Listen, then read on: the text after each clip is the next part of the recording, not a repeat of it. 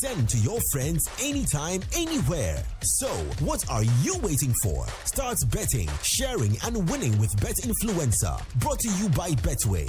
Watch the next video for all the details. Terms and conditions apply. Regulated by the Gaming Commission of Ghana. No under 18. Bet the responsible way.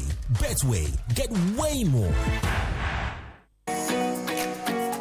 When the world gathers for greatness, one name leads the way: Litina Travels. Litina Travels is taking Team Ghana to the biggest global football event on the planet, happening in America, Canada, and Mexico. Join the Litina 2-in-1 experience, uniting world-class football and global business in one unforgettable journey. Your Litina Travels package includes visa to watch all 3 group stage matches, 3 official match tickets, return charter flight, top-class hotel accommodation, travel insurance, and exclusive access to business networking events across all 3 host nations. This is not just a trip, it's history in motion. It's football, it's opportunity, it's Litina Travels. The world is watching, the stakes have never been higher, and Litina Travels is your ticket to the global stage. Call 0244-260-789 today or visit Litina at Alisa Hotel Northridge and secure your spot on this once-in-a-lifetime journey. Litina Travels, your gateway to the 2026 Global Football Competition, happening in the USA, Canada, and Mexico, where football meets opportunity and Ghana shines on the world stage. Citi 97.3. Accra. Citi 97.3. More variety.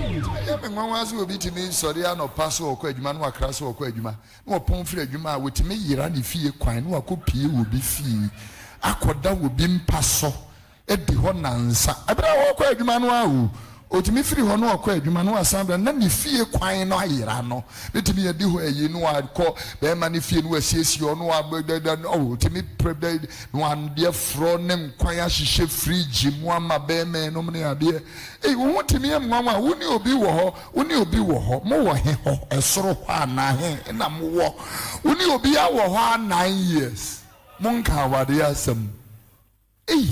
Ontimi amwa. And as soon him say me nipa no me kone ho weekend nti wan humi ame wo ho. First no bi kwa washing a wotete. Afi di omo ba mu kita suitcase. Ofa ganya na me en spinters e. My enyo eten spinters. Oba enyo eten spinters. Ganya na me spinters. Really? 12 force honorable at 12 force. Only for part of Wadawma. And some said to be a say, Wadawma, e-levy, betting tax. And a tax is Ibia, Ghana for a swan on a drink, say, and rather you had more, you are appointing as a finance minister. Budget a decay or neighbor parliament, sad in the decay. Abani Bechem. Abani Bechem, my bed. And yet, I friend. And yet, our bed. Come for Jimmy Sunday, the Minya cry. Minya Majuman. So, I did my bed. And yet, our bed. Why did I be so bad in him? Abraham come. No, Jimus Gadi. Mumpong diamuto honum. Ada, maybe me movie. Eh? Or see Mumpong diamuto honum. Mumpo, no, if they say pong, it means close. Yes. Munjai, okay. Stop. If you say Mumpon, there's like I'm going to go and they are closing. Mumpon, they are muto. Stop that thing.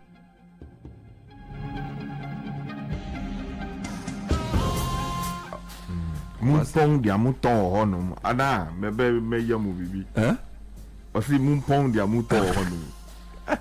Mumpo, no, if they say pong, it means close. Yes. Munjai, okay. Stop. If you say Mumpon, there's like I'm going to go and they are closing. Mumpon, they are muto. Stop that thing. Mumpong, they are muto honum. Ada, maybe me movie. Eh? Or see Mumpong, they are muto honum. Mumpo, no, if they say pong, it means close. Yes.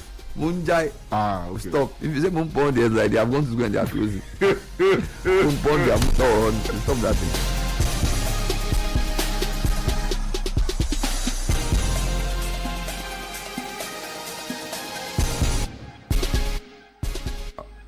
Mumpong dia muton honum. Ada mebe meya mu bibi. Osi mumpong dia muton honum. Mumpong, no, if they say pong, it means close. Yes. Munjai. Okay. Stop. If you say mumpong, there's like they have gone to school and they are closing. Mumpong dia muton. Stop that thing.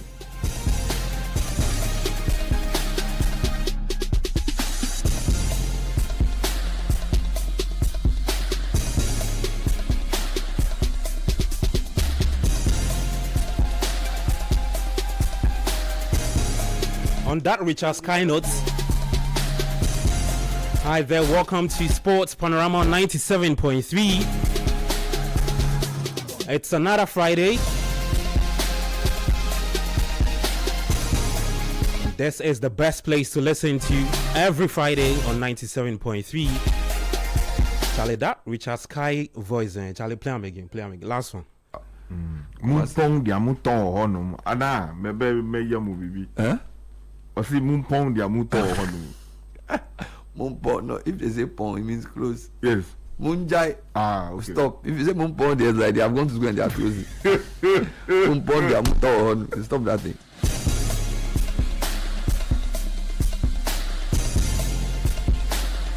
Charlie.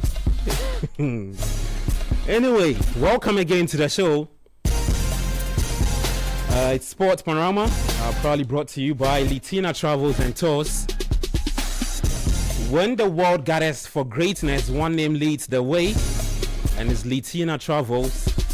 Litina Travels is taking Team Ghana to the biggest football global event on the planet, happening in the USA, Canada, Mexico.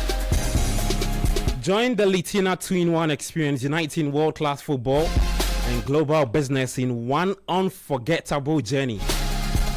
Your Litina Travels package includes visa to watch all 3 group stage matches, 3 official match tickets, return charter flights, hotel accommodation, travel insurance, and exclusive access to business networking events across all 3 nations. Well, this is not just a trip, it's history in motion, it's football, it's opportunity, it's Litina Travels. So call us 020-522-9533 or 050-6676-957 today, and let's get talking, or visit Litina at Alisa Hotel, Northreach, and secure your sports on this once-in-a-lifetime journey. Well, Litina Travels, your gateway to the 2026 Global Football Competition happening in the USA, Canada, and Mexico, where football meets opportunity. The Black Stars of Ghana will shine on the world stage under Coach Utuado Clean.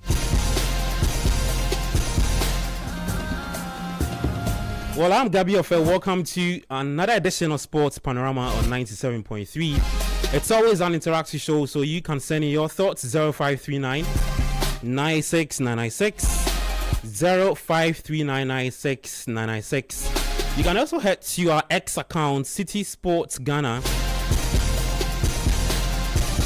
where you can join us and share your thoughts with the hashtag Citi Sports, hashtag Sports Panorama, and we'll be glad to read them out for you. I've got Bernard Abeku in studio with me, Kelvin, Edem Kai, Yao, Jamie, Shining Brother 2. One is on the other side, and then Coach Christopher Ododonko Nimli. Who is this song for?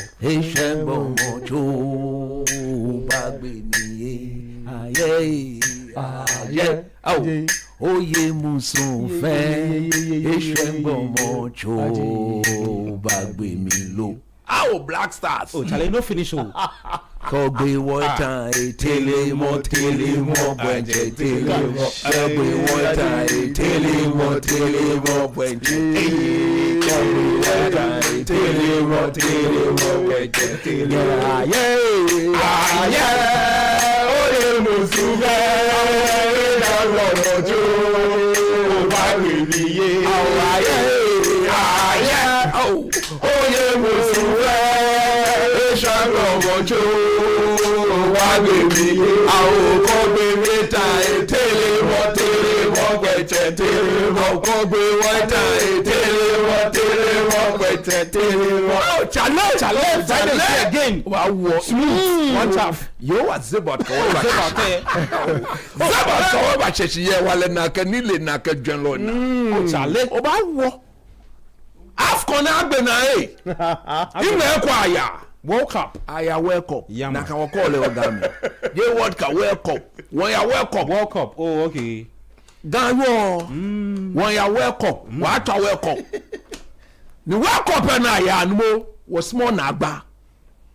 Go for radio chiwo ye jeme. What team made den che show of you. Ni bia na won che yo was about. Never judge what team awo. Money bo mo den ajele jeme. Money ba nye wa woka ya na no akala ya eta. Was small kululu ko ye ko. That is the next major tournament. I see. World Cup. Yeah. Ni World Cup a hwe ye jeme. Ni won check about ke jewe ke mbachipon. Ke mbote Ghana Football Association. O mo no yue anukwale yo wa Zeba den check o wa deal. Yeah, today we were there. Zeba den check o wa deal. Ya anukwale mi. We were there. Oh, Zeba. Clean. Mane so wa ni ma so wa na ma so wa. Ko gbele ya che o man che yeli aba. Zeba. Today on my way here I met a certain man. He's a very big man. When the man saw me, he said, Jehovah Zebad. Okay, Zebad then che ajobu. If you know ya, no if you know koni ne bata ye, Zebad agbelegbe ambo no ya ajobu din. This program is the program of the world. Je Ghana Sports Panorama. Yes, Zebad then che he wale na. Program take it. Somebody tried to mention the name today. Have to control. Obawo. Onapo. Jehovah Zebot. Jehovah Zebot. Zebot means Zebot. Manche mi manche. Zebot wale mi wale. Oh, chale. Le peji money you on the quali. Bi ane Ghana you no share. Won kanon ni keto kroku ko to ado ba fe ma meka wo ya. Wo coach ka yo apere. Wo coach le ehi. No AFCON Agbena AFCON Zebot can be ketokreku ka oto aduake ani AFCON e wote square in me fa oba admo Ghana in me fa me enye oba ye oba nyo group stage. Oh yeah. Ni go kwa Senegal, Morocco, Cameroon, Egypt, Algeria ametenamo Black Stars oba nyo kama atwa boni wo wa me. It's a ranking anybody what can 14. What base to ana wo po your first thing. Gabi, can you tea? Efie. Nyakwa me nye kama no kwale. Me na kama small na me na me ejeme. Anu kwale no ake phone lango. Ni inye zebot ye ngbe fa wo. Da na makama no kwale. Da na makama no kwale. Ame small na me no. Sha ame small man na me le. Shida han Yehowa. Egbele wo jomo mi. E han wo nile. Wọ́n bá náà bá fẹ́ wọ́n gbé àmì yẹ́ hí wálé náà. Ayé wò oyè mùsùlùmẹ́ ṣẹ́gbọ̀n mọ́tò wà bèbí yé. Ayé oyè mùsùlùmẹ́ ṣẹ́gbọ̀n mọ́tò wà bèbí yé. Kọ́gbé wọ́n tẹ̀lé mọ́ kẹ̀tẹ̀ ìgbà kọ́gbé wọ́n tẹ̀lé. Mumpong dia muton honum. Ana mebe meya mu bibi. Osi mumpong dia muton honum. Mumpong, no, if they say pong, it means close. Yes. Munjai. Okay. Stop. If you say mumpong, there's like they have gone to school and they are closing. Mumpong, they are muton. Stop that thing. Okay. All right, let's get talking. Today we'll be talking about the AFCON. And then we'll look at what has been happening after the AFCON, a lot of talking points around it. And then we'll talk about André Ayew. He granted an interview to Nak Breda. He was seated with former Black Star striker Matthew Amwa.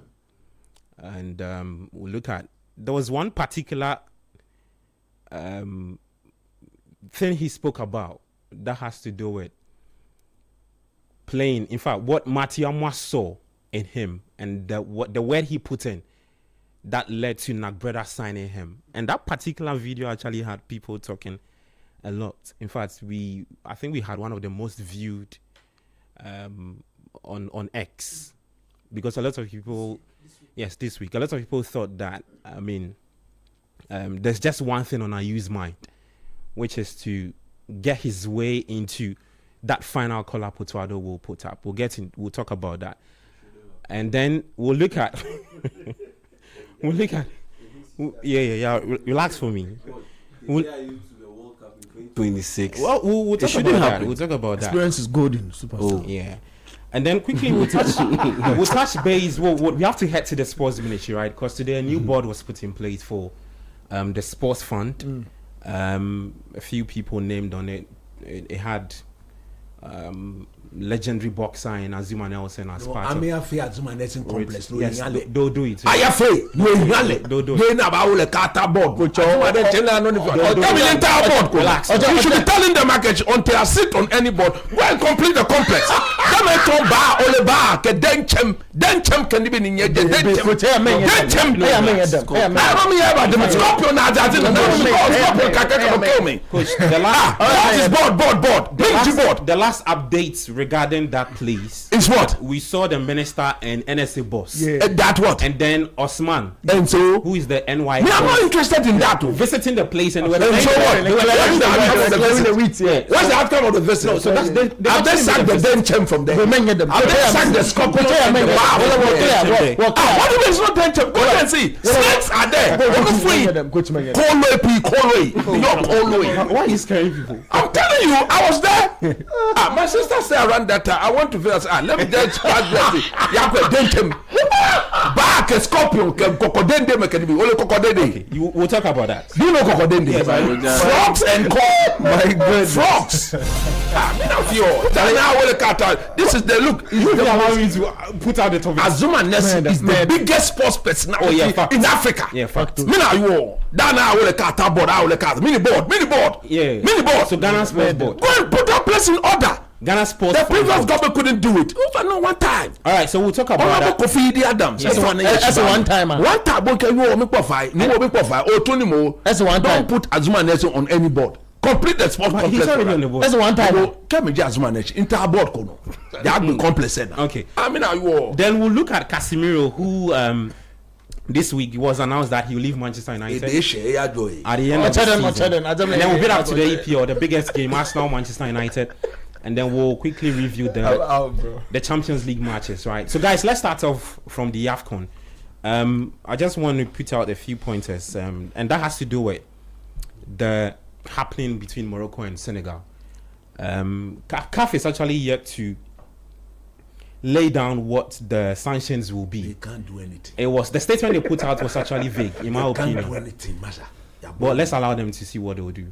What are they going to do? We are just giving them the benefit of the doubt. Do what? I don't think that would happen. The trophy is in Dakar. It's in Dakar. Yes, but we'll get into that. I just want us to look at the incident and what the statement from CAF will be. I mean, laying out the punishment to Morocco and Senegal, because I think these two countries, if you put together every footage that has come from the AFCON, especially on the parts of the Morocco, the towel pullers or the towel pickers, and then the Senegalese fans who were fighting on the other end with the Moroccan photographers and officials, and then Papi Thiaw's situation on the other side, calling off the players just for safety reasons. Okay. We have to look at that, and what would be the future, maybe if you want to preempt what that punishment from CAF would be. I've heard people talk about the fact that one, CAF showed one of the punishment they should hand to Morocco is that they should look at stripping off Morocco hosting a 2030 World Cup. Morocco should do what? They should look at stripping. Who are those people? Why want to know? There are some people talking. Who are those? I mean, some of the journalists from the other African countries. And then another one too has to do with handing a touchline ban to the two coaches, or maybe Papi Thiaw. In which tournament? What? For the World Cup qualifiers and any other tournament. So any other CAF sanction. 2 games maximum. Okay. Move forward. So let me start off with you. Mm-hmm.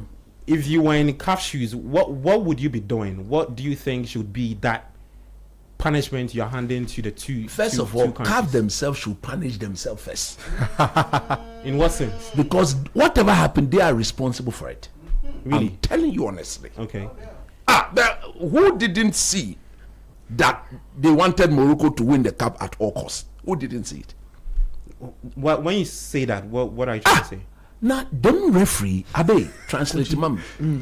Them referee now disallow Senegal one goal. No? Yeah, so about didn't know disallow them goal. That's Mr. John Zakes in Dala.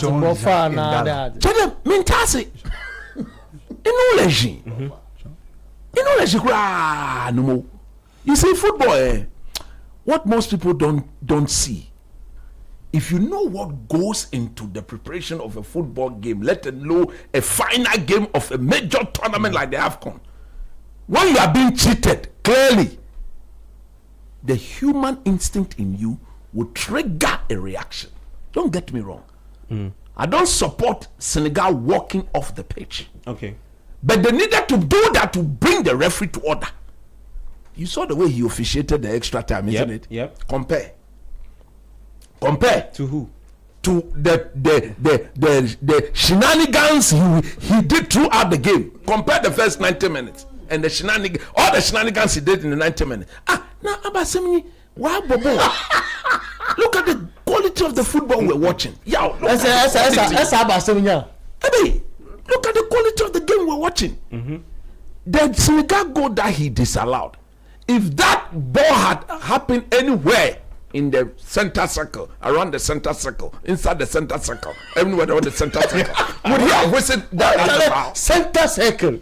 Would he have whistled that to be a foul? Now you even allow the sequence to end so that you go and use VAR to check. He didn't even check VAR. Didn't check VAR. What sort of cheating is that?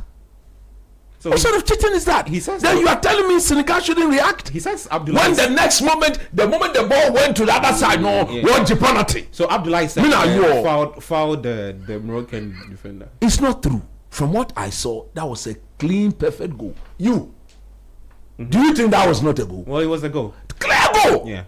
Then what it all? Infantino no. AFCON Just say everything is Morocco. Morocco is hosting under 17. They are hosting under 20. They are hosting women's game. They are hosting under 23. They are hosting World Cup on behalf of Africa. So Chinchinachi. The AFCON must be gifted today. What is that? That's the one I'm wanted to win. Infantino no. Catemiro. Your friend say or today Busepe no, don't do that. His name is Dr. Patrice Busepe. They were laughing. You see when they disallowed the goal for Senegal, they were laughing. No, they were not laughing. I beg you, Go and watch their emotions. Go and look. And when the referee awarded that dubious penalty, look at their reaction. As much as coach it sounds like some of these things as conspiracies. 2 days after the final, I sat with Angelo. We went through footage of different African outlets to try and see the highlights. Most of the highlights started with the penalty decision. Most of them didn't show. They didn't show that. We had to go to a UK channel. Before themselves the full footage. When they put out, like he said, when they put out the full footage of the game, they excluded the Senegal goal from it. What sort of diabolical people are these? Okay, this is a very interesting angle that you've. Let's see. The only footage that we saw that had most of the sequences that happened in the game as they happened came from outlets that weren't from this country. Yes. And you see, Africa, we tend to create our own problems. Look at the quality of the tournament. Already, officiating in the tournament has not been the best. If there was any day that we should have salvaged our interest and we should have maintained some level of dignity as a continent in this tournament, it should have been in the final game. Allow the game to flow. Why would you disallow such a perfect goal? And he completely took the loss into his own hand, because the law clearly tells you, allow the sequence to go to completion. If you are not certain, there are people in the room there. They call them VAR referees. They review it. They'll review and they'll call your attention. Foul. So before the ball even hit the net, so that couldn't bring the VAR into the picture. Does it mean that the referee had been taught what to do? What is that? Me, I condemned Senegal action of walking off the pitch. I condemn it. Okay. But I understand. Maybe if I was the one there, imagine Coach Nimley coaching the Black Stars and we've not won the AFCON for close to 44 years. Now, the referee, them papai, oye the madia, Allah, Kwame Nyante. You'd have done what? Unless he wouldn't get closer to me. So you'd have taken done with Papi tells him. This is not a preconceived action. Yeah. It's what a spontaneous reaction to whatever has transpired. You don't punish people for that. You don't. The Senegalese reaction was not a preconceived one. It was something that happened spontaneously. So I understood it, but I condemned it. I thank God for people like Sadio Mane and Co and El Hadji Diouf and Chloe Ra and Co coming to what? But when you listen to the Senegal coach too, he says when the penalty was given, yes, he called the boys to the touchline. Watch the sequence. Yeah. He didn't instruct them to go into the dressing room at the very beginning. But when the fight broke at the other end, and then he had a little bit of chat with the Moroccan referee, with the Moroccan coach, then the thing just escalated. And according to him, under such circumstances, their supporters' lives were in danger, whether the supporters was at fault or not. You see, the African people have come to your country. If somebody misbehaves, you catch the person, but you don't involve the person in physical. You have the numbers. You overpower, capture him and take him, put him in a pocket. He should go and be in the Sankpolo for some time. I can check Sankpolo me. You understand? So when the route started with the supporter, then that was where the Senegal coach then, after speaking to the Moroccan coach and the thing broke loose, okay, then let's move on. But Sadio Mane and Co, Idris Gana Gay, said no, don't do that.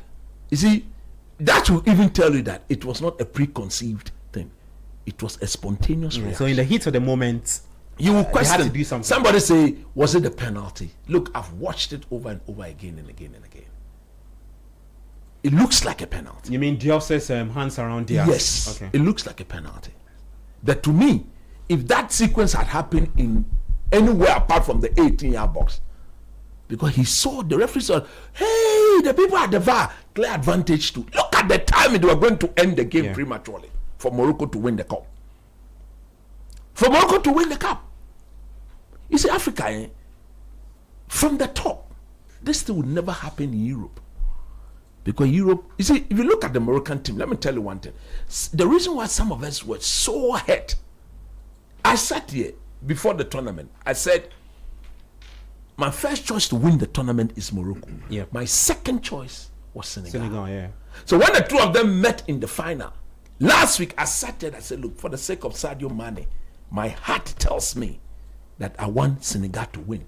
But when I critically analyze the two teams, the quality of defending of the Moroccan team, I think because they are a better block defensively, I think they would. That's what I said here. Look at the goal that won the game for Senegal. They needed something like that. Something special. Yeah. Something like that only. And Papi Gay had already scored a similar goal in the Citi. Something like that only could have won them that game. So the two teams were equally matched. Morocco on their day can beat Senegal. Senegal on their day can. That is what we want to see on the continent. The best of Africa on parade, showcasing our quality as a footballing continent. Why would you guys sit there and allow the referees to be officiating the games for them? So Senegal were to sit there and allow them to be cheated. Some people are saying that the moment Senegal return, the referee should have what? Ended the game per the rules. So he could have done that. But he could feel the guilt. Go to that referee, he will tell you he wrongfully disallowed the Senegal goal. Look at the timing of at the time that he disallowed the goal. Look at the timing of that. Who do you think? Look, everybody that is natural and organic within his sense will react the way Senegal did. Okay. You talk about what punishment to be given to them. I don't think the two teams should go scot-free. Okay. I think they should be dealt with, so that you don't get others to behave like that. But you should be talking to the referees. Look, one of the black spots of the AFCON in Morocco was the quality of the officiating. Yeah. Far below standard compared to what we saw in Cote d'Ivoire. Cote d'Ivoire was top notch. I like the Even fact the that, people in the VAR, they were cheating. yeah, I like the fact that you've mentioned the ref, because the reports that have come out That's so right. far, nothing has been said about them. the referee. He can go and It's misbehave to favor some people. Yeah, it's one statement from Morocco, and then that vague statement I think CAF also released. Look, and then the as other for reports Senegal- about Papi Fia and all of that. oh, they should, what did Papi? What did he do wrong? Well, they said Papi Fia should be punished for calling off the players. And He should be punished Yeah. for calling off the players. Yeah. Where did he said he should come and stand at the touchline. Well, And then they should go. It was when the supporters started fighting. That's where the players' life were in danger. So now let's go to the room. If you said to come back, and they come back. They came back. I don't support that, but I understand perfectly, or understood perfectly why they did that. If you look at the football, clearly anybody could have won. But I was happy that the game was not decided on that dubious penalty. You see what God did? See what God did. You see what God did? Look, if it is for you, it's for you. If it is yours, it is yours. I mean, that was where I saw it. Sadio Mane, one of the faithful sons of Africa, is leaving the continent with a bang. You couldn't have taken it from him. You could not have taken it from him. It was meant to happen. So Raheem Diaz, he's been doing what Panenka. Brahim Diaz, he's been doing Panenka. You see the Panenka, when he played the ball had not even gotten to Mendy. Mendy pulled the ball to himself. Made that say, oh shit. And you pointed to the sky. You pointed to the sky right Okay, follow me. Remaining Ochi. Yeah, of course. Okay, follow me. It has a nine. Then the extra time started. Equal. Look at the goal. What's the name of the Moroccan goalkeeper? Yassine Bounou. He could have gotten about 6-10 of himself in the goal post. How about the Bashir? You are not stopping that. You are not stopping that. Look, the best team won the tournament. In my view, the best team won.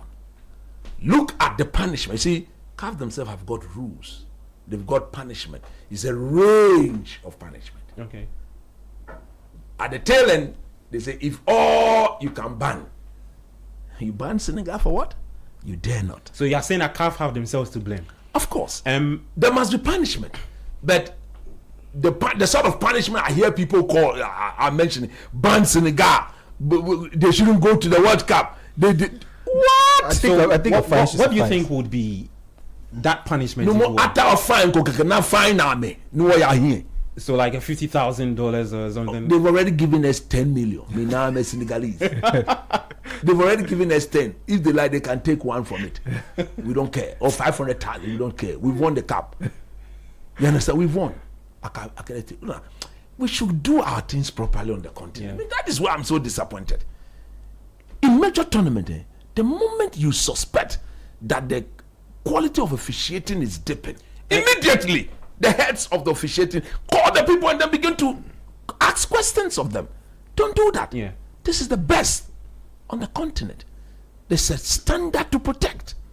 If you don't improve, you don't degrade. You don't degrade. And look, we saw this Moroccan team against Cameroon. In that game, go and watch. There were 2 clear handballs against Morocco in their box. Yanje. Brian Mbeumo penalty. Yanje. You don't do that. Look at Morocco versus Tanzania. Coach is mentioning the games. Coach Look is at Morocco versus mentioning the Tanzania. games. Morocco versus Mali. After the No, game, just those in that VAR. Those in that. Oh Lord. Why are you doing this? You are disgracing all of us. Okay. So for me, look, Senegal has won the cup. You can't take it from them. You can't strip them of the title. If they dare, football come to an end on the continent of Africa. 2, punish them. Okay. To deter. But you see, I hear the head of referee in Cote d'Ivoire was sacked. But since that man got sacked, the quality of officiating on the continent has dropped. I've forgotten the name. Somebody narrated the story. It's like Colin, what's the word of that Italian referee? Colin. Yeah. You see when he was the head of referee in the Colin, what? When he opens his eyes to you like this, so you behave. The referee, hey, come here and stop cheating. Yeah, let me take your thoughts. Okay. Before that, right? Before the game, the final against Morocco, Senegal put out a statement. One said lack of security on arrival in Rabat. Yeah. The second one was accommodation not up to standard. Third, refused to train at Morocco Technical Center. Do you know what they did? They had gone to put all their cameras in hidden places, so that when what's the name? Papa Tia is teaching the tactics, then they will be videoing. They will go and show to the Morocco. Why do we behave like if Coach Chemeji or your The fourth one was what sort of life is that? They said lack of tickets and access for Senegal funds. Of course, which is very bad. And then there was another one that said having only 2 tickets VVIP and no ability to buy VIP or VVIP as they did in the semi-finals. Yeah, just before you talk, let me speak on the ticket matter. Hey, Kaf, all these Charlie, they did some aerial viewing of the stadium. You can count the Senegalese. Why would you do that in the final? 5 for there. You don't sell. You don't. Once the host nation is in the final, you don't sell the ticket like the way they did. Because if you leave the host nation alone, there will be no Senegalese at the stadium there. You could have given them at least 10% or 20% of the stadium capacity. Yeah. Because if the Black Stars is in the final of such a major tournament against the host nation, I support the government of Ghana to take 20% of the sitting capacity. Should be all Ghanaians. If I'm the president, I'll sanction quick, take them, go and support my team. I don't care what anybody will say. So Senegal should have been given some portion of the ticket. Okay. Just say you can't even see the Senegalese people. What is that? Okay, so I think you have to move the conversation because Coach has answered. I just want to pick your thoughts on the towel pickers, the towel stealers. You said what? The towel pickers on a part of Morocco. I've seen another conversation. Morocco were awarded the fair play.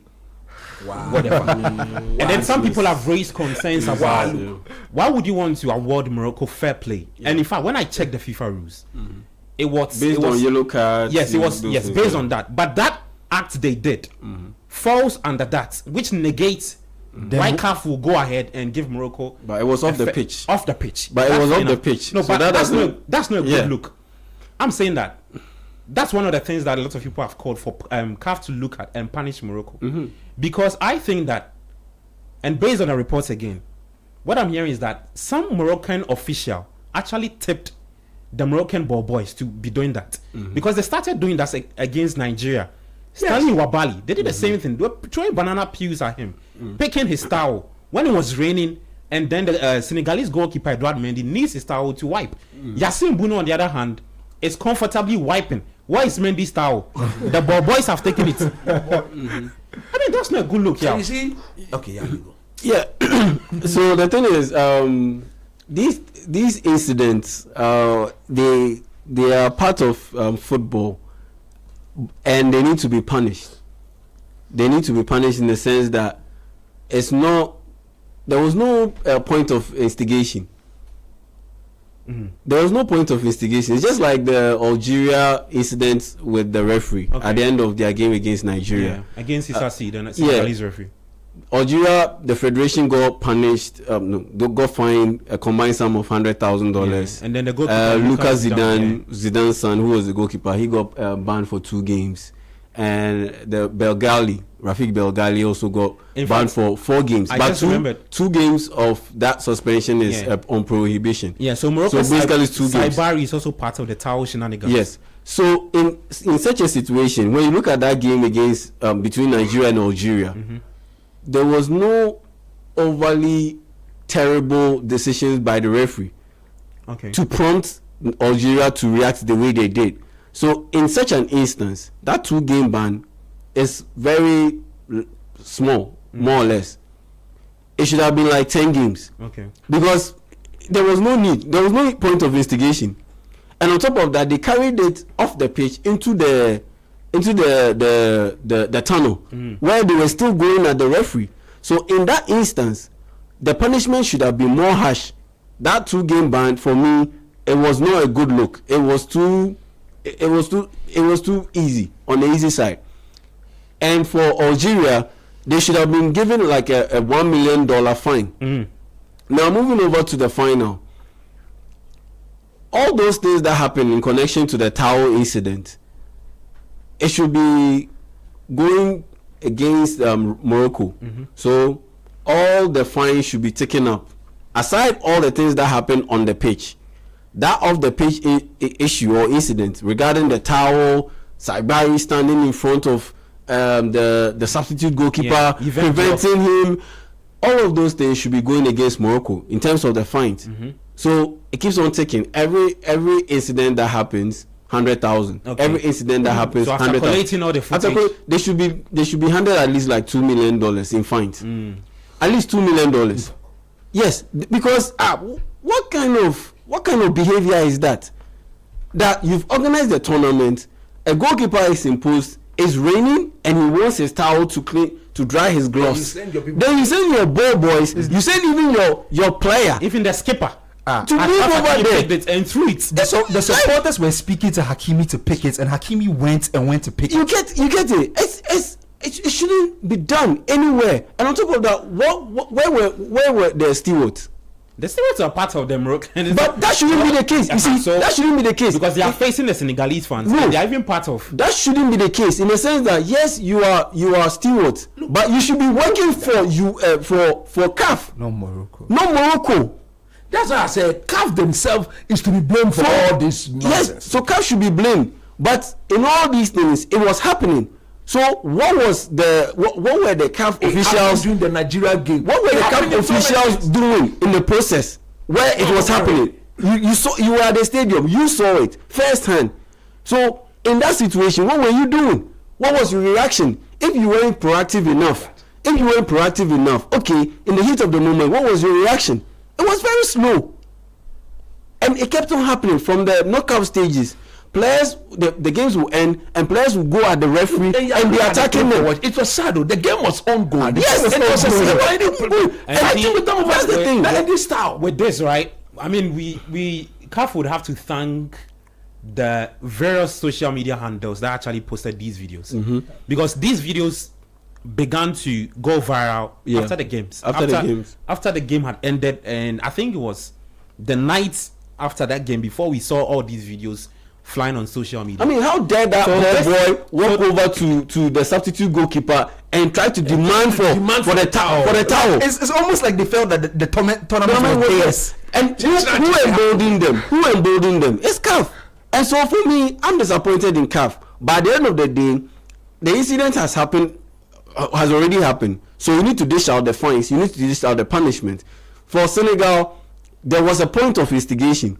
Look, and so issue all took place when the game was ongoing. So in that instance, I suppose what coach said, hit their pocket, find them, and for someone like Papi Thiaw, yes, because it got to a point where the cameras caught him visibly telling his players, let's walk off the pitch. You don't do that. So in that sense, maybe 10 games. No, 10 games. When it comes to African related football, I mean, when it goes to the World Cup, yes, when it goes to the World Cup, when it comes to the World Cup, yes, he can be on the sideline. But when it comes to African related football or competition, it happened. It happened in a CAF related game. In March, we have the 2027 AFCON. Yes, qualifier. But they won't be playing just the preliminary round. That is the last time we done those groups. So in that sense. So in that sense, punish him, give him like a 10-game ban.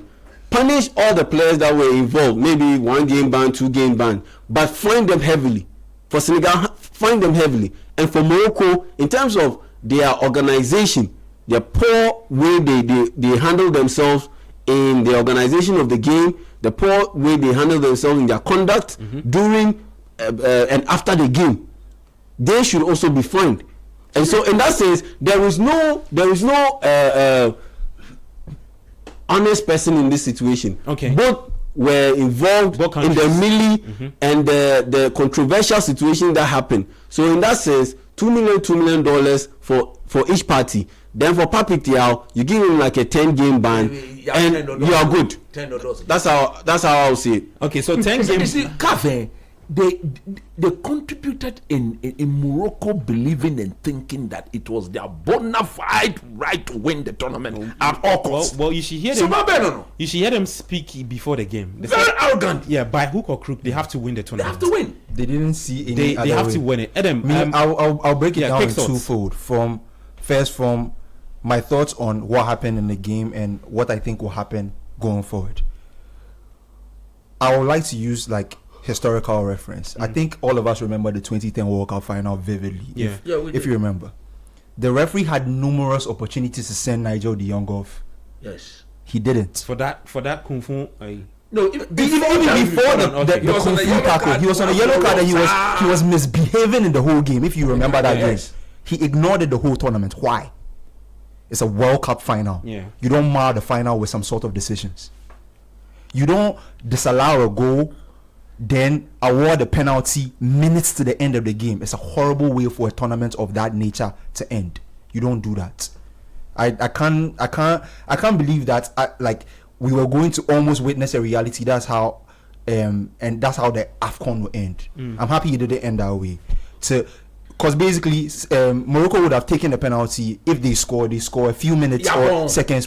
The game ends. That's how an AFCON final. You would have seen the strength which you would have blown for the game to over. And an AFCON final ends that way. No, we shouldn't mar our game with those kind of things. But if I'm going to be real here, I don't think some of the punishments we think will hit Morocco will hit them. I believe Morocco is too much in bed with CAF with all the things they've done within the last 18 months in tandem with CAF for CAF to stringently punish hosting them. Tournaments, most of the punishments, most of the punishments will go to Senegal. Because you mentioned that the president's statements were super vague, and I felt the same way too, and it almost felt like nothing happened on the Moroccan side. It was just the Senegalese being like the guys who were misbehaving, and I found that very strange. I don't think some of the sanctions will be heavy on Morocco. I think the team that will receive the heavy sanctions will be Senegal, and that disappoints me. But in the end, the Senegalese can hold their heads high, because as much as I don't condone them wanting to walk off, when things like that are happening, sometimes you have to take a stand. So in the heat of the moment, you need to do something. Sometimes you have to take a stand. I think so. Today, Papi Thiaw released a statement. Or it was yesterday. He confirmed on his Instagram account, right? Yeah. Okay. Instagram. Yeah. And what did he say? Well, he said that he did that because he was protecting his players from injustice. Yeah, so in the heat of the moment, he needed to react, and that's what he said. So obviously, he needed to do something. It needed to be done. Yeah. Just like in some situations, it needs to be said. And you see, no matter how bad the consequences are, sometimes it needs to be said. And in this situation, it needed to be done. Yes. And on top of that, it broke the momentum of the Moroccans, and they put a lot of pressure on Brahim Diaz. It also contributed to that's what they are arguing. You see, the Moroccans, they say were not smart. This is what they should have done. After they didn't award themselves the penalty, it was the referee who did. So when the chaos started, they should have just moved away and stay focused. Yeah, but they got themselves involved. Yeah. Starting with their head coach Walid. Bernard, we have to go on a quick break. Let's wrap up on this whole saga. They've said their thoughts. I don't know your stance on what will be the way forward for the two countries, the host nation, especially Morocco. Superstar, I want to take this from a certain angle. I've heard people on the argument that this represents African football. What the whole thing that happened? Yeah. That's what we are. Yeah. Oh. But I want to paint a picture and tell them that. Why would they say that? It happens across. Football is an emotional game, first off. Like Coach Riley said, I don't support this action. But look, on the 13th of February in 1999, it was Sheffield United against Arsenal. Steve Bruce was the coach for Sheffield United. Okay. Arsene Wenger was the coach for Arsenal. Sheffield United thought a player was injured. One of their players was injured, so kicked the ball out of play. In the name of fair play, to try and attend to the player, but then the game was 1-1. Okay. In the 5th round of the FA Cup. Then Arsenal quickly, the throw-in was effected. Then they scored. It was 2-1. And Steve Bruce said no. In the spirit of the game, fair play. Yeah, they disagree. Yeah, they don't agree because there was a player down injured. Yeah. So he called his players, get off, won't play the game again. This is in England. So what actually happened was that when he did that, the game was restarted, and Arsenal players on the restart stood, and Sheffield United went and equalized the 2-2 before the game continued. And to say you cheat, that's how take action. Look,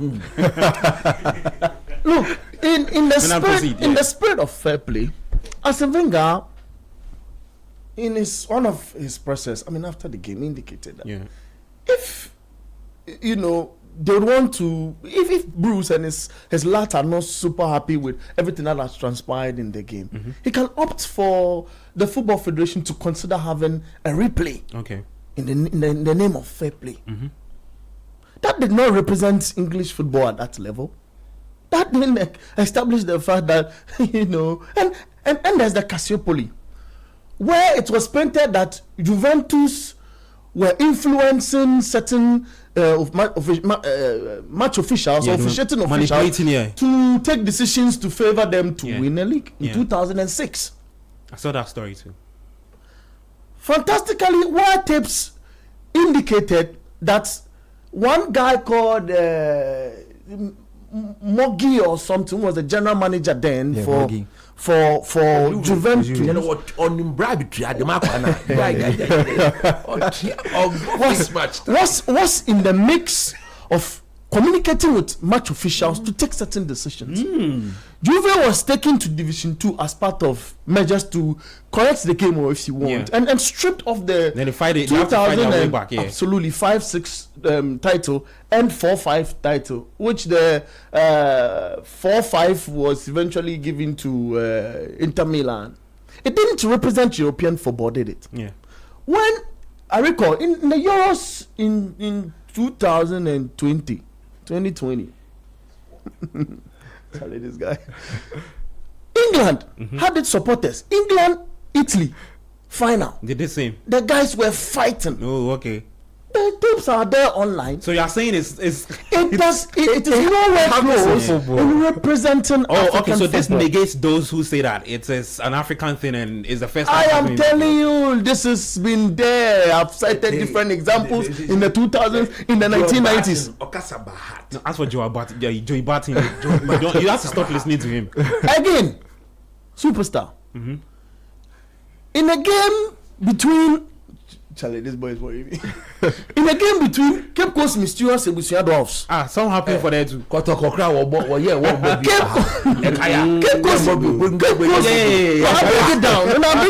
I bring it down to the local level for people to understand. Cape Coast Mysterious and Busia Dwarfs. It's not a new thing.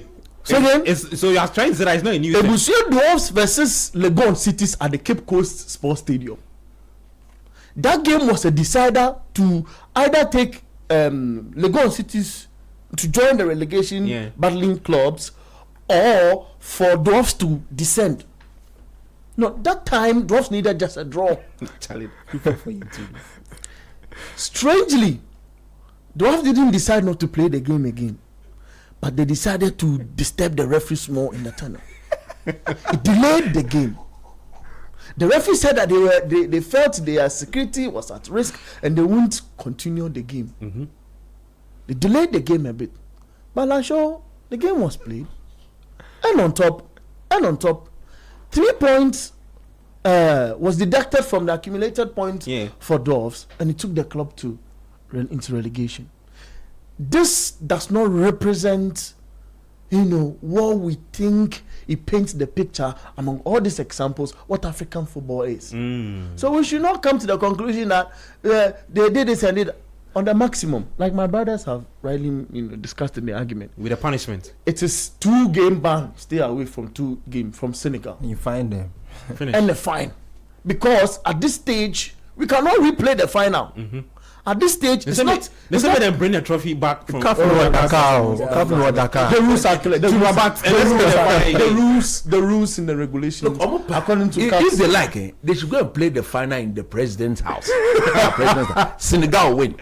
Look, if Senegal had not done what they did, and Morocco had won, there would have been no redress of this matter. Yeah. You can give several. You remember Ghana under 17 versus Gabon, Gambia.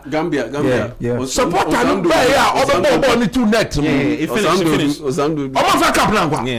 What did Cap say? Yeah.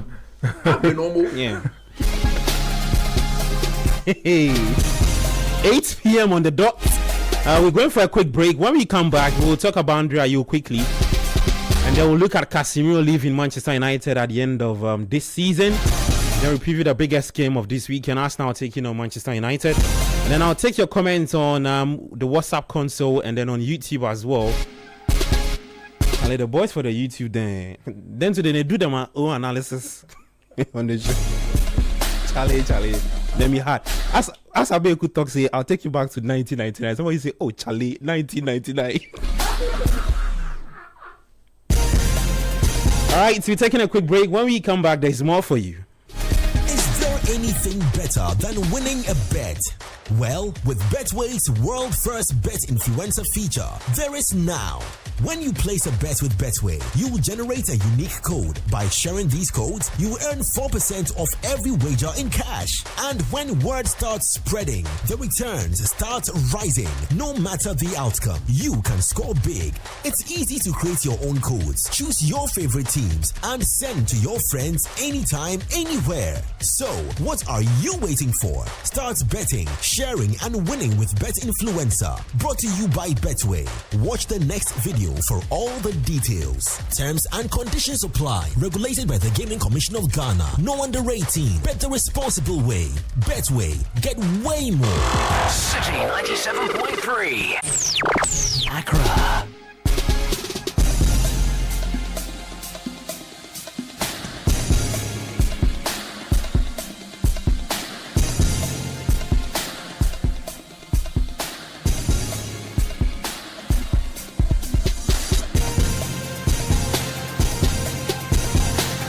All right, welcome back to the show, 97.3. I'm Gabi Ofe. You're listening to Sports Panorama 97.3. Let me talk to you about Litina Travels and Tour 2026 Global Football Festival. When the world gathers for greatness, one name leads the way. Litina Travels. Auntie Liti. Bra Liti. Litina is taking Team Ghana to the biggest football event on the planet, happening in the United States of America, Canada, and Mexico. So join us, the Litina 2-in-1 experience, uniting the world-class football and global business in one unforgettable journey. Well, Litina Travels package includes visa to watch all 3 group stage matches. So the Black Stars versus Panama, the Black Stars versus the 3 Lions of England, and then the Black Stars versus Croatia. 3 official match tickets, return charter flights, hotel accommodation, travel insurance, exclusive access to business networking events across all 3 host nations. So this is not just a trip, it's history in motion, it's football, it's opportunity, it's Litina Travels. So you can call us on 020-522-9533 or 050-6676-957 today. Call us today, like quick. I'll visit Litina at Alisa Hotel, Northreach, and secure your spots on this once-in-a-lifetime journey. Litina Travels, your gateway to the 2026 Global Football competition happening in the USA, Canada, and Mexico, where football meets opportunity and Ghana shines on the world stage. Well, Tuado will be our coach, and we'll get to the finals of the World Cup and we'll win the World Cup trophy clean. Yeah, Gabi Ofe saying it. I know Coach Christopher Nimley disagrees, but I don't care. Let me take some messages and we'll come back and talk about André Ayew will be taking the Black Stars to the World Cup. Daniel Harrisonado from Hacho says, Africa win.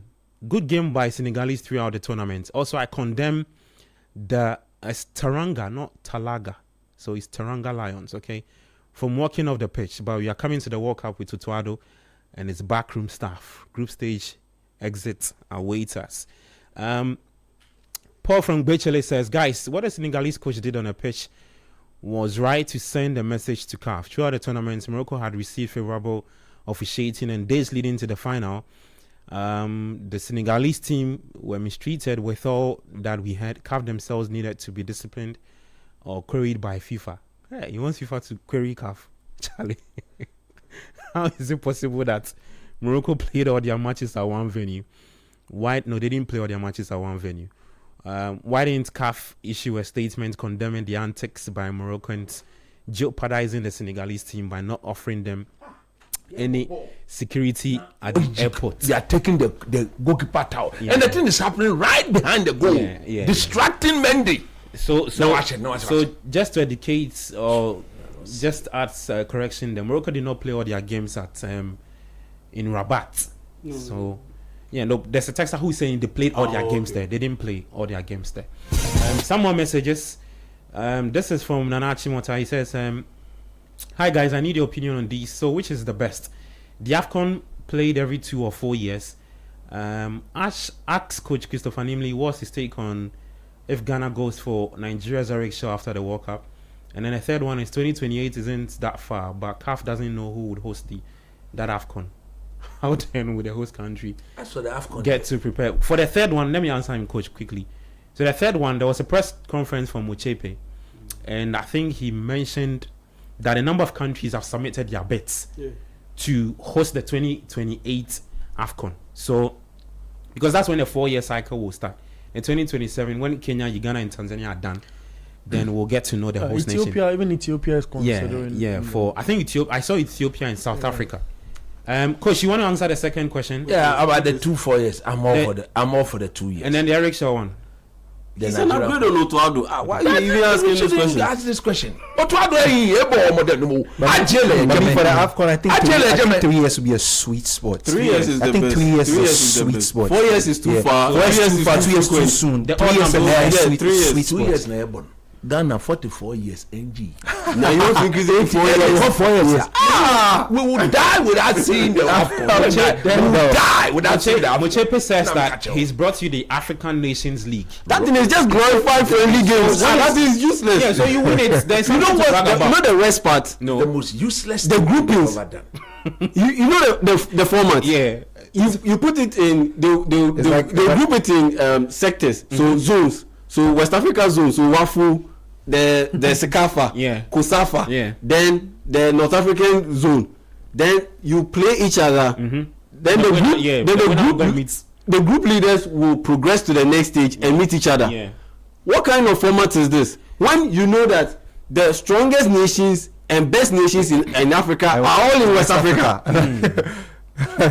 Like, how does this make useless thinking I've ever said? You are more or less swaying the favor to Kosafa and Sekafa, the Central Africa and the Southern African nations, because there you have just 1 or 2 nations that are competitive or elite. The rest aren't so good.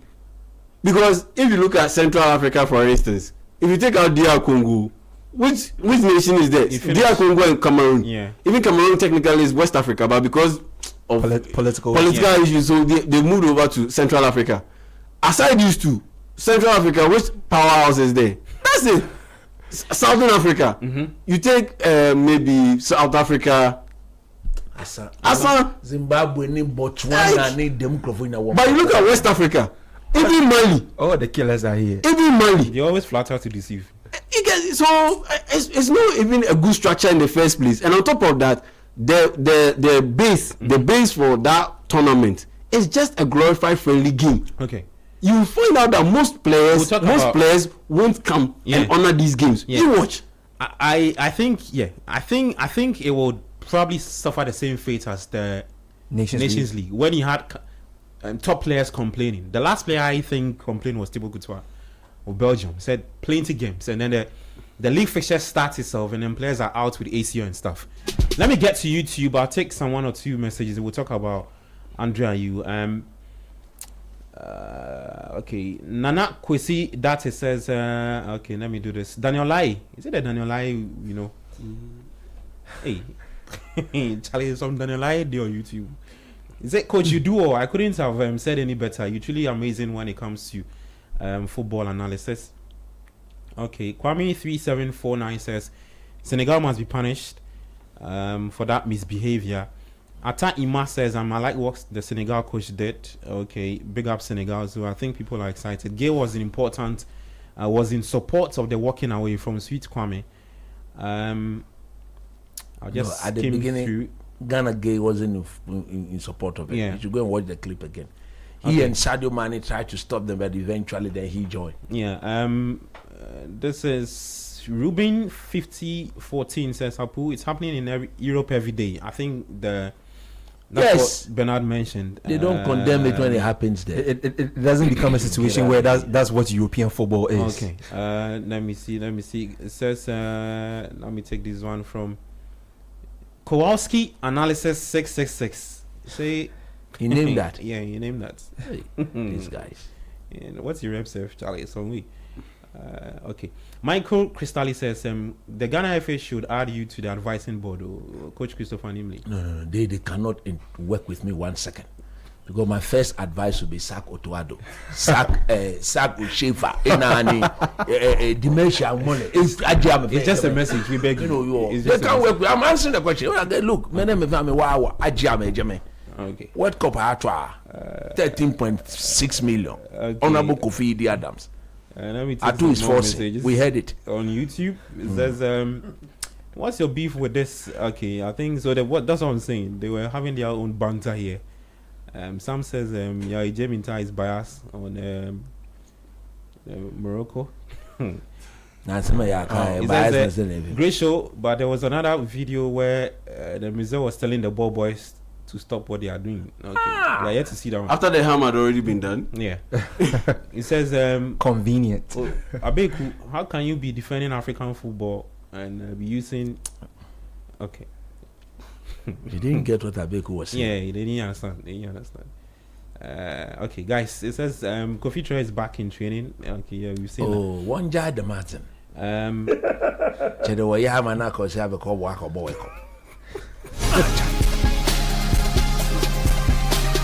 Which of the top teams do you think the Black Stars can face and beat at the World Cup in Africa here? In Africa, they can beat. Look at the quality of the coaching. Did you say Senegal? Coach Otuado, he can beat Morocco. Stop these things, All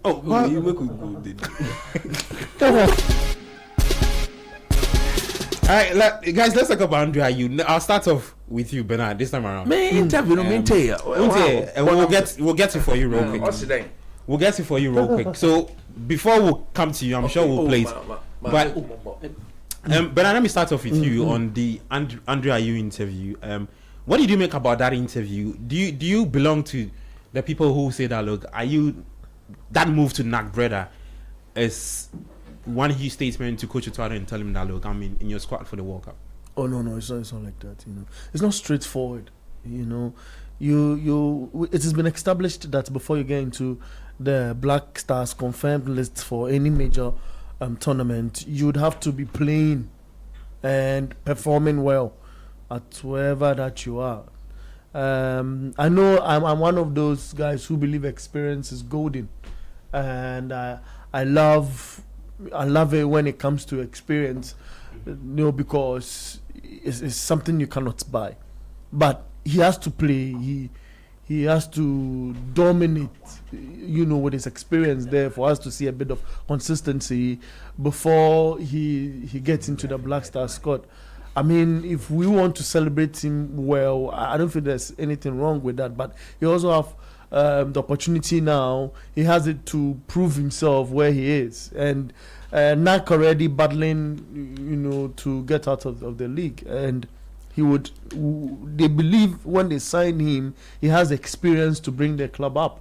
So we should see that the World Cup lists, final and confirmed list, according to our brother Henry, will be coming somewhere around March or April. Was it April or March? He mentioned April 1 or March, in March. So let's wait and see what kind of performances he churns out at NAC Breda, and we'll be able to tell if indeed he qualifies to get into a possibly expanded squad list that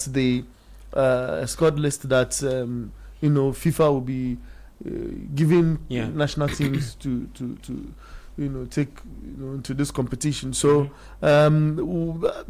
he's a legend. We love him for his contribution. The numbers are there and all of that. But I feel we should take our time. Yeah, Matthew would love to see him in the Black Stars and maybe hang his boots proper. Yeah. But we should take our time. He's not done anything now. He was just playing for Nanya together with Wakaso and the other guys. Yeah. And he saw him there. He felt his output would help. NAC. And I feel if you're Ghanaian and you've seen an experience somewhere in your space which you feel can help your squad, it will be good to bring him to also make sure he helps. But he's not proven himself yet, so we should give him time before. It's not an automatic slot.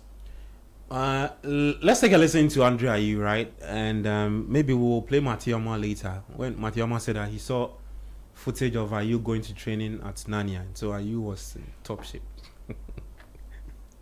Let's take a listen to André Ayew. Number one, the fan base. That's crucial. After, to be real honest, is all the people surrounding the club, from the coach himself, the head coach, to sporting director, scout, head scouts, and CEO.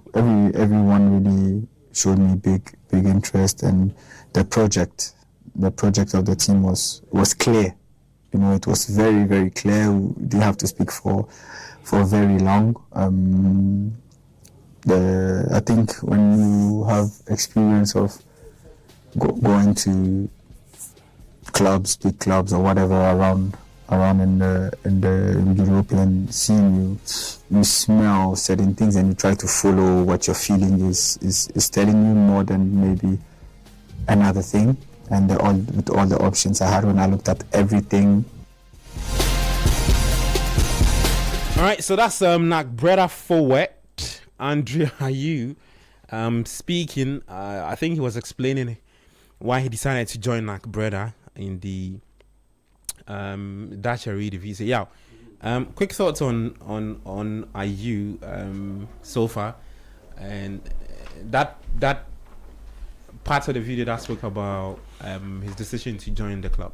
Yeah, I think it's a good thing on his part that he still wants to continue with his playing career. I commend him so much for that. That he still has that fighting spirit, and the fact that he still wants to contribute, and that he still has that mentality, because this is a guy who has accomplished a lot of things in his career, and looking at what he's done on the pitch, off the pitch, in his life, his legacy is pretty much sealed. Like, there's no point to prove anymore. But this guy is still out there trying to prove a point, not just to the world or to Ghanaians, but to himself, that he still has it, and that he can still produce. And I commend him for that. And I've always admired the Ayew family. That you look at the amount of vitriol, you look at the amount of criticism, and all the crap, quote unquote, they take, but still they show up big time for the Black Stars. They are super committed to the national cause. I really commend them. I really commend them, from Jordan Ayew, Rahim Ayew, his uncle Sola Ayew, his dad Abedi Pele. I really commend them, and I'm not surprised that he managed to bag a move to NAC Breda, because at the end of the day, look, I dare say Ayew is actually doing NAC Breda a good service, because NAC Breda isn't a club that we'll be talking about on a show like Sports Panorama on a daily basis.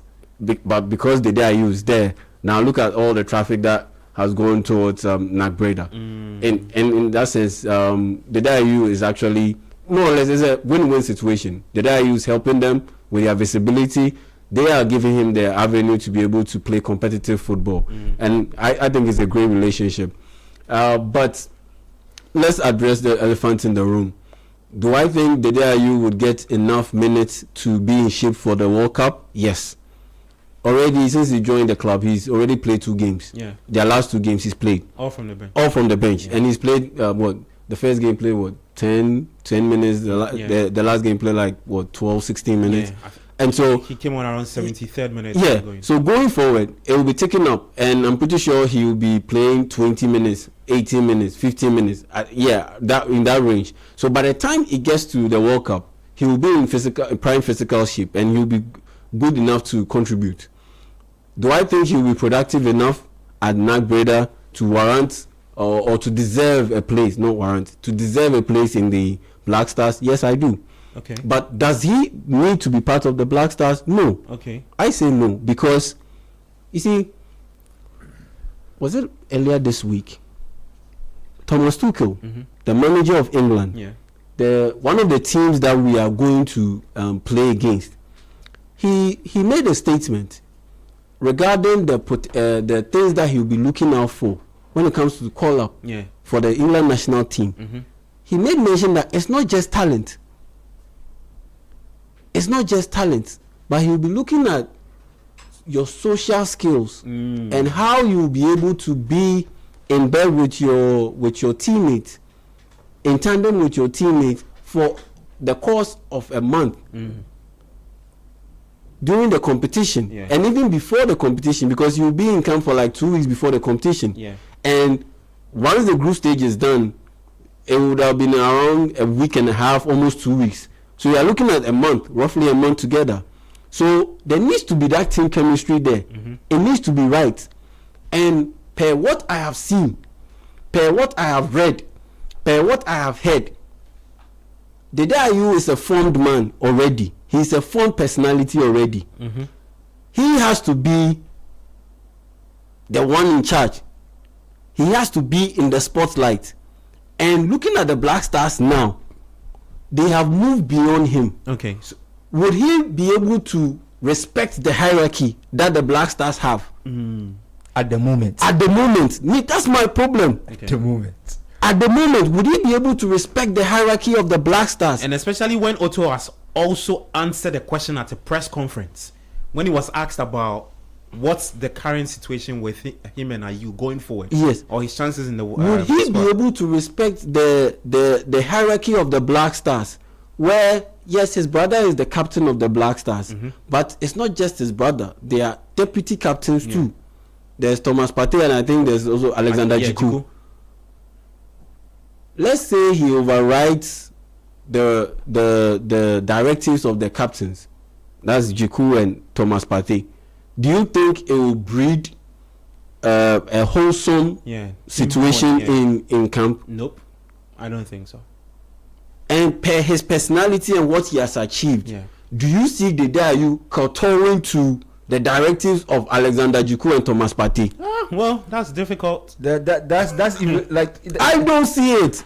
I'll say it straightforward to you. I don't see it. Not even the question. The fact that his brother is the captain, I don't even see him taking the orders of the captain exactly at the moment in the team who is his younger brother. Exactly. And that is the source of discord in the team. Especially when this is the Black Stars, a team that has had these kind of issues pop up, and it has prevented the Black Stars from winning trophies before.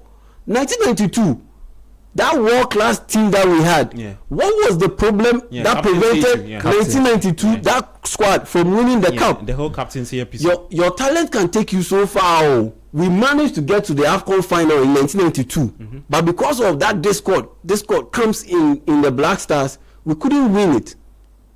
We couldn't win the tournament. Okay. Because of this same general captain. You remember Kwesi Appiah, he made Asamoah Gyan the general captain. There was a general captain, there was a proper captain. He made Asamoah general captain. And the Ayew was the captain. Did you see the discord? We all saw the discord in camp. Were we able to achieve per the talent that we have? Were we able to achieve, translate that level of talent or collection of talent that we had into something tangible, as in a trophy? We weren't able to do so. So in that sense, why are we bringing the Ayew, or why are we having a discussion about the possible return of the Ayew into the Black Stars? The Black Stars have moved on without the Ayew, and they have moved on from the Ayew, and it should be kept so. And on top of that, there's the basic question. The Ayew's best years are behind him. Okay. There are players in this Black Star squad whose best years are now and best years are ahead. Why are we still having a serious conversation in 2026 about the possible return of the Ayew to the Black Stars, when the biggest question we should be asking ourselves is, how do we get the best out of Brandon Thomas Asante? He has 14 goal contributions this season. Yeah, under Frank Lampard. He is performing well, but when it comes to the Black Stars, he looks lost. Yeah. You have Antoine Semenyo, same situation, who is playing for Manchester City under Pep Guardiola. But when it comes to the Black Stars, he looks lost. He looks lost. You have a situation where Iñaki Williams is the captain for Athletic Bilbao, a team that is playing the Champions League.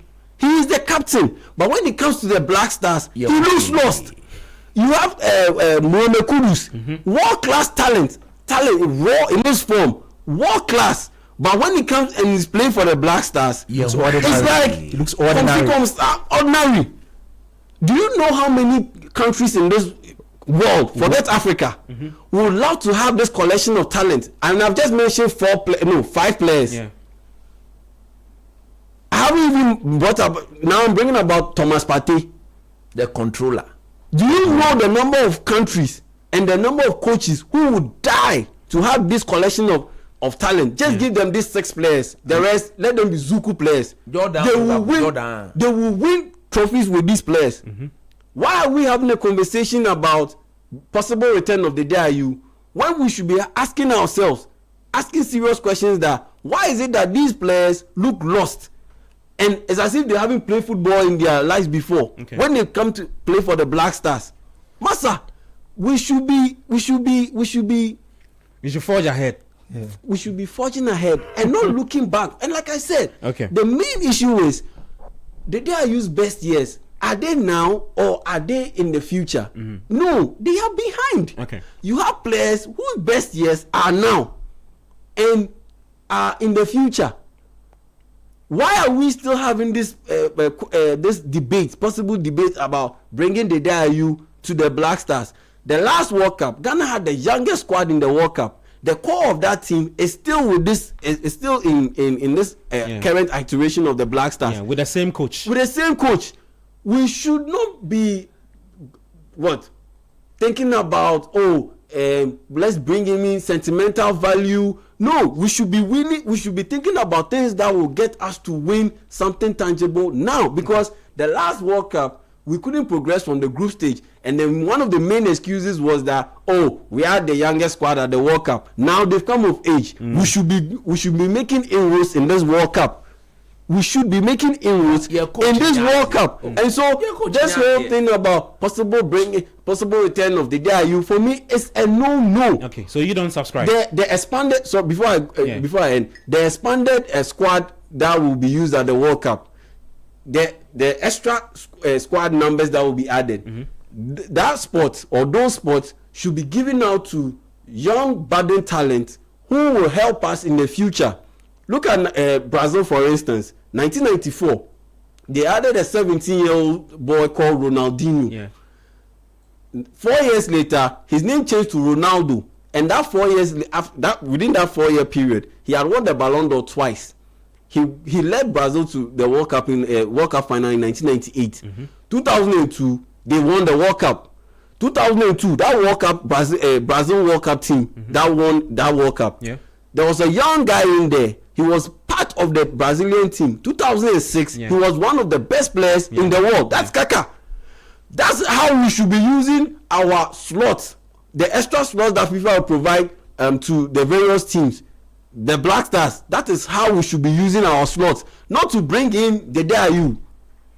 I commend the Ayew for all the things that he's done for his career and for the Black Stars, but taking him to the World Cup is for me a no. That the Ayew World Cup story should have died the moment we got kicked out of the World Cup in 2022.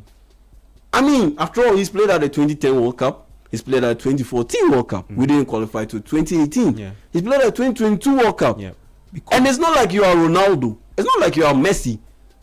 So why are we even having this discussion? For me, it's a no. Coach, I'm not sure you want to spend a lot of time around this. Just not more than 2 minutes. Yeah. What do you think will be running through the? I mean, if there is anything running through the minds of the technical team, if they invite him, it will be a confirmation that they should be sacked immediately. Oh, but I think it will happen. They can't do that. I think it will happen, especially Look, with the expanded squad. If they do invite him, nobody loves the Ayew more than me. Those who know my stand on André, they know. But I don't compromise on my footballing decisions.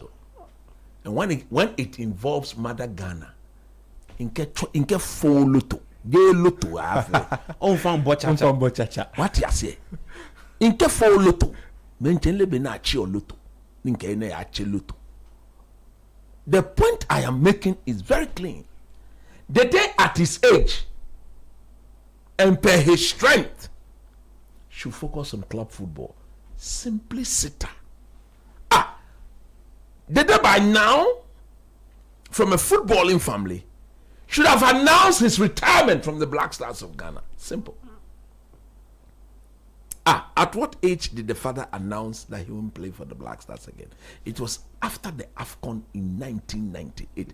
Even at that time, Abedipele was still better a player that I think he could have played another AFCON in the 2000 AFCON. But he said he won't play again. At home, that one we co-hosted with Nigeria. At home, Maestro could have played. No. Look, for the fact that he's playing at where he's playing, should even be a justification why we shouldn't take him to the World Cup. André, struggling to get a team, training in the backyard of his house with Wakaso, running with the players of Nanya FC. We should take to the World Cup. He's keeping fit. You see, there are times when you are serious, people should take us serious. You don't put $13.67 million and be thinking about such decisions. You need your best weapons. What Casemiro? Well, again, are we going to joke or play at the World Cup? You know the amount of money it will cost to fly for Citi to fly a journalist to Canada, to US, house them in hotels, all for what? A group stage exit. Come on, what about Shamoy? Charlie. We are not going to joke over there. But we are here in Ghana. We are here. There should be proper return on investment. We are waiting on the team sheet. Yeah, we'll get his. There will be no cumulus behavior when it comes to that team sheet. Nobody should come and tell us we should support blindly. I mean, I think it will happen. So. It will not happen. Let's see.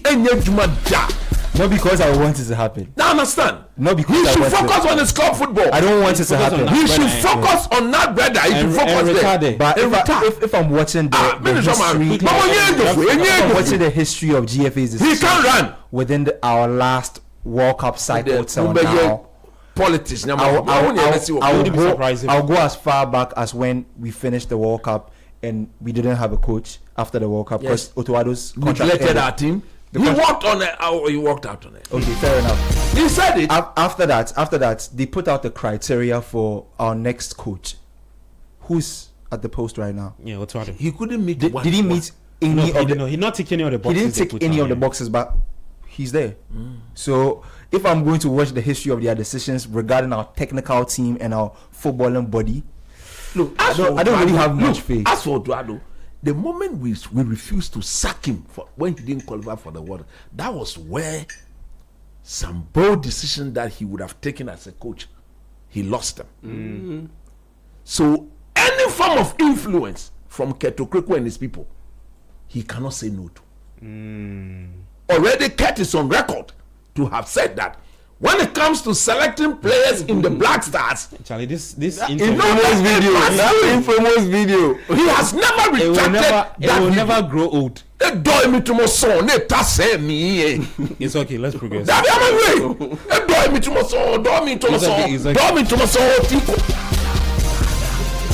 Coach, your microphone is off. Your microphone is off. No, it's okay, let's progress. We have to talk about Casemiro. When you've landed, I've not landed. Let me land. The plane is still in the air. At landing, he is hovering. Because we did not sack Otto Addo, he can never stand his ground as a coach. Okay. To take the bold decisions, because the man too has said, every player that goeth to the World Cup, he Keto Kreko will sanction. And we know we are here, we are waiting. You know, $13.6 million. Honorable Kofi Idi Adams. That is what the government of Ghana is going to spend. And we were told something. Kofi Adams told, I heard it on another plan. That money could even increase. If you like, well, hits. We have some few minutes to wrap up, guys. Let's talk about another veteran in Casemiro. And then let me start off with you. So the news broke on what was that? I think yesterday, right? Yeah, yesterday. Yeah, that Casemiro will leave Manchester United at the end of the season upon the expiry of his current deal at Old Trafford. Let me make it short. And then I was sitting with Yao, and I just looked down. I was like, long overdue, right? They didn't offer him a new contract. That's really it. If you ask me, I don't think he wanted to leave.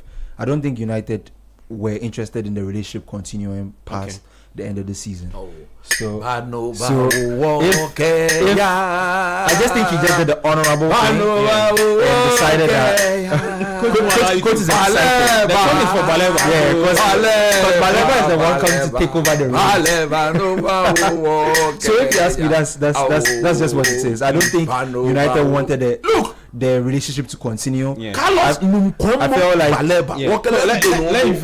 feel like Casemiro assessed the situation, saw that at this point in his career, you've accomplished everything at Madrid. You added a few trophies to your cabinet to United. You've had the feel of the Premier League. You've earned some good money at United. I think it's Hey, what did you discuss? I was watching the breakdown of his whole contract. I think the contract is worth well over 100 million over the period, from the transfer fee to the wages United paid him. United have spent a lot of money on him. I think it's a good end to the relationship. He should just leave on a nice note. We shouldn't bother here thinking too much. I don't think it's anything crazy. I think it's a natural thing. I don't think he was going to stay for an awful long period at United if you see the time he came to United in his career. So I just think it's a natural end to a relationship that probably should have ended a couple of years ago. I mean, this obviously means that United are looking ahead in the transfer summer. Yes, most definitely. Because the reports are that there is the guy from Adam Watson. Yeah. Carlos Baleba. Elliot Anderson. Those are the three names I saw. Which of the? I mean, let's take Baleba out because we've had enough talk around here. Yeah. But which of the two players? I'm saying. I'm not saying. When I say take him out, I think that like on the list he tops it. Now good day. You have to say that. When they take him out, I think we know part of. So the two players. Because I think that they'll need not just Baleba. Yes, I think they need another because at the end of the day, Baleba also has shown that he's the guy that takes a lot of risk with the ball, and so if you are signing him, you need to sign a guy that is a proper DM and doesn't do anything with the ball except break attacks and initiate attacks with a simple passing. Yeah, that's pretty much it, and that's why.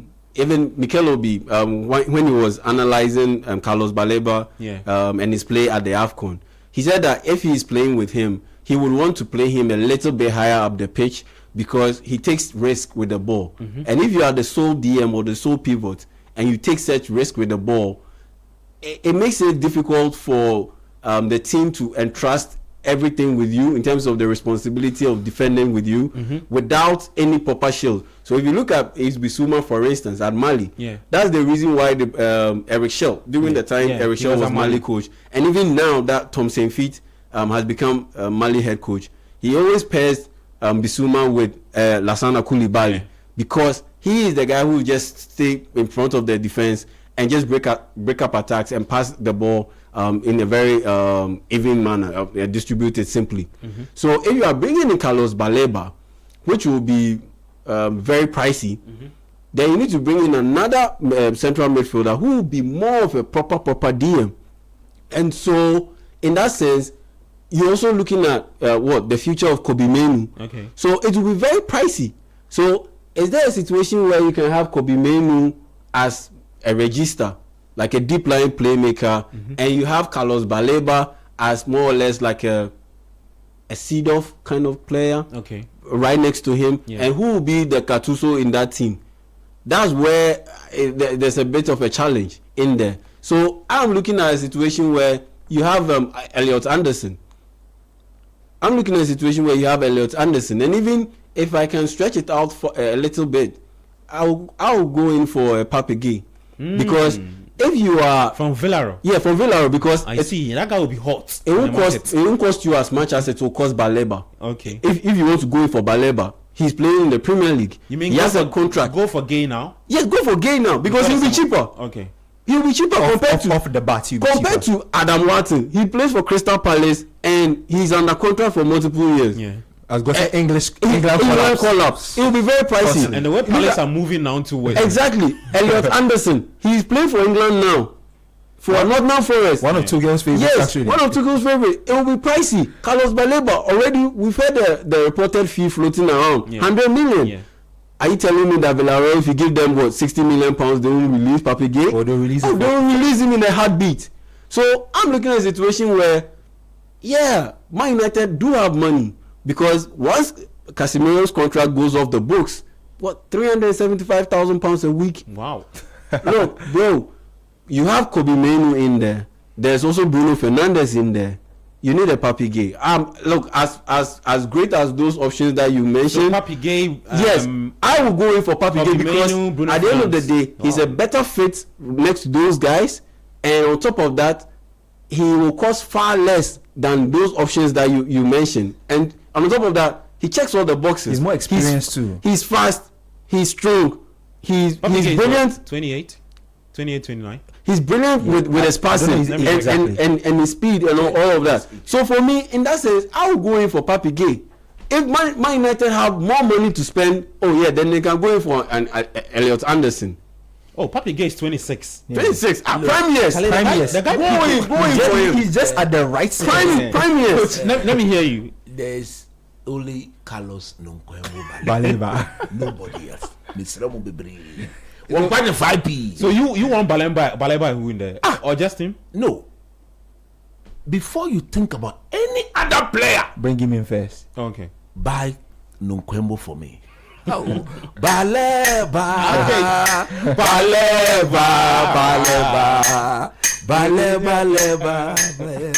Look, that puppy is something you are calling. Oh, Charlie, why are you doing this to the guy? The guy just finished playing. He will need time to settle. Pape Gueye. He's a good player. For me, if you can buy Baleba, buy him.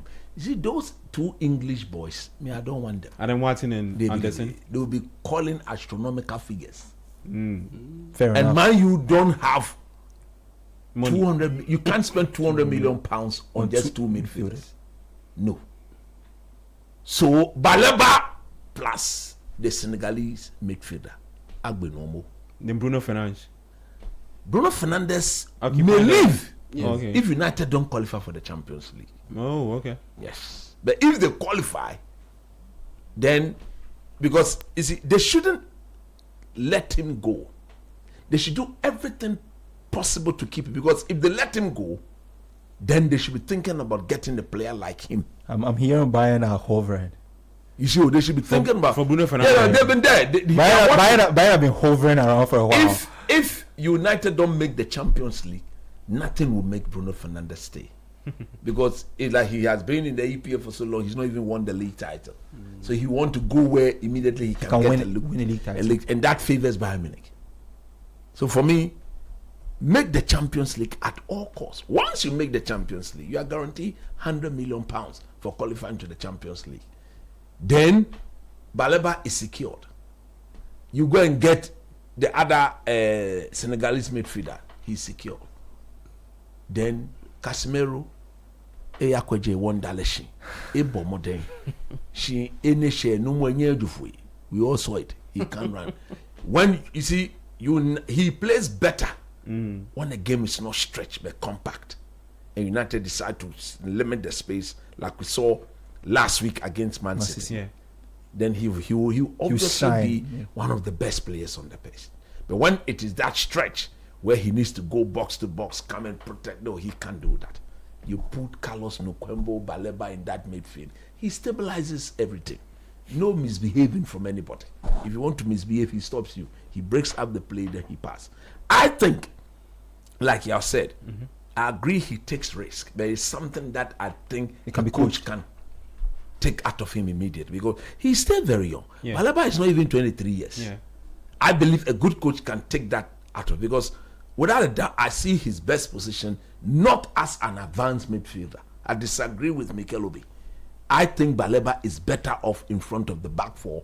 Where actually it was Alex Song. Alex Song. Okay. Yeah, Alex Song. So Baleba is 22. 22. Yeah, it was Alex Song. Yeah. I think the role you're trying to define for him is what we saw him do under David Pago at the AFCON. Yes. Or when De Zerbi was around. When De Zerbi was around, what De Zerbi was using for? That is his role. Breaking up the play and then blocking and then passing the ball quick. When the ball gets into a certain territory, he's more like a hungry lion. He pounces, he wins it back with intent, and then he lets go of it. That is what the coach will, because he's got the ability to win it back. Okay. Now, it is what he does with it that is a bit suspect at times. But if the system is such that after winning it back, there are options, you just instruct him. Win it back and let go and conserve your energy. Unless maybe you need to, you see the pass. I foresee him alongside Kobe Menu and alongside another good midfielder creating problems for every team in the Premiership. Yes.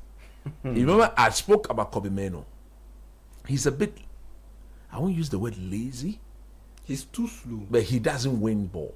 He's just slow. But well, how about people who say his role needs to be defined? Playing that's ball. what I'm saying. He's a register. He rather looks more like a seed-off to me. As he's growing, he will catch the mood of a seed-off. Where on the ball, very difficult to dispossess. But off the ball, he may just put his presence there, but he doesn't win the ball. Seedorf was very athletic and strong. Even at age 30, 80, the guy was super strong. Seedorf got better as a player, as he. Yeah, he's one of those examples. Okay, he's one of those examples. As he grew as a player and in age, that was where he got better. And I foresee Kobe doing something very similar. Kobe's biggest advantage is that the more game he plays, he establishes a rhythm. And when he's in that rhythm, he's a very, very difficult player. Okay, I saw him do something for England that I didn't think he could do in the Euros, where he played alongside Declan Rice only in midfield, and then they pushed the Bellingham forward, and he was solid. Yeah, he was solid. So very, very it depends on whoever he's playing with. If the one he's playing with is a bit combative and a bit direct in his approach, I think you can bring and all will rely on the coaching. Okay. As for Casemiro, $1, £375,000 a week. Wajiska. And the next Man United coach should be Xabi Alonso. Oh, really? Yeah, Xabi Alonso should be the Man United coach. As for Michael Carrick, no matter how well he does. For me, I say Glass now. Huh? I say Oliver. No, we don't want him. Glass na okay. Like what Glass will go, they should go and get De Zerbi to come and coach. De Zerbi, he'll fight a Sergeant Ratcliffe. Let's finish with the Arsenal United game. Mikel Arteta versus Michael Carrick taking center stage.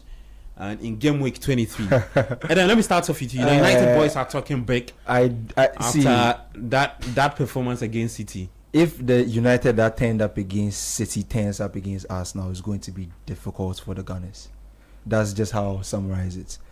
I saw a performance I hadn't seen from United in a while. It was a comprehensive performance. They didn't really allow City to have any foothold in the game. I haven't seen United in that mood for a while. So and Arsenal are not in the best form themselves, especially in the league. They've been a bit inconsistent. And I think the Forest game is a game they should have gotten over the line. But sometimes games go like that. The ball just doesn't want to go in. But again, I'll say, if the United that turned up against Manchester City turns up against Arsenal, I don't see Arsenal winning that game. That game will probably end in a draw if that version of United turns up. Okay. If the United that is inconsistent across these last few years turns up, I think Arsenal just wallop them. But if that United turns up, Arsenal have a game on their hands. Yeah. Quick thoughts on answer that we run through the other games coming. I think it will boil down to two issues. One, if Bukayo Saka continues to be selfish and plays very selfishly, Arsenal's chances of winning the game reduces. And on top of that, I have to look at Arteta. If he decides to not start Eberechi Eze, oh yes, Man United do have a strong chance of either winning this game or getting a draw. Because if you play, let's say, Odegaard in there with Zubimendi and Declan Rice, you have a situation where the Man United midfielders can easily, well, not easily, but they have a strong chance of dominating the midfield the way they did against Manchester City, because Pep Guardiola played Phil Foden and Bernardo Silva alongside Rodri. But if you have Eberechi Eze in there, I mean, because of his ability to push the ball, because of his athletic ability and his ability to hold on to possession, dribble past multiple players, you have a situation where he will be able to draw multiple players for space out of position. Then you have Martin Zubimendi spray those passes into those spaces for Arsenal forwards to be able to utilize and then score goals or possibly create chances and opportunities to score.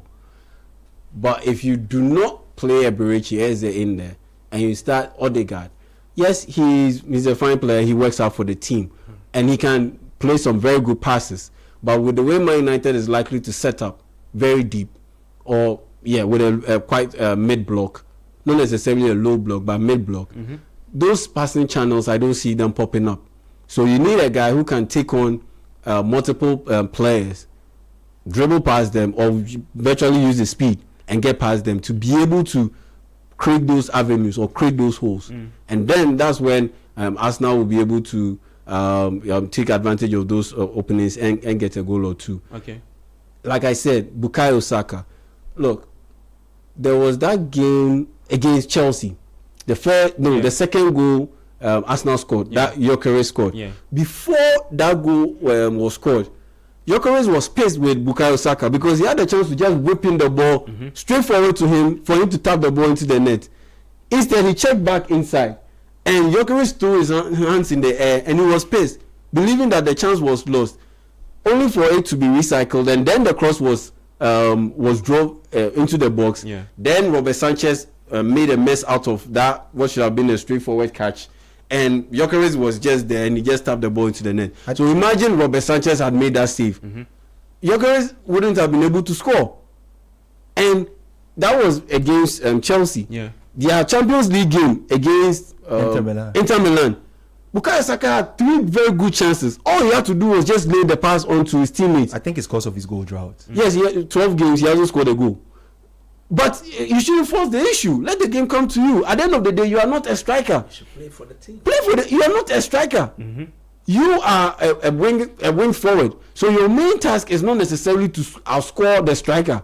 Your main task is to ensure that you just get enough goal contributions, be it goals or be it assists. So he trying to force the issue, he casts the ball on inside onto his left foot, and the first thing is I'm shooting. The first thing is I'm shooting. When you have consistently Gabriel Martinelli, Leandro Trossard, and sometimes Mikel Merino or Declan Rice in good arriving in the box, on the other side of the box, in great position to strike the ball or to continue the move, then Bukayo Saka takes a shot and he kills the move. So for me, it will rest on these two issues. If he continues to be selfish and play selfishly, and Arteta has issues picking the right personnel to partner Zubimendi and Declan Rice, then I see Man United not losing that game. Coach, just quick thoughts on that game. What are you expecting, and then we'll do predictions for the rest of the game. I think without a doubt, Arsenal, they have been the team of the season so far.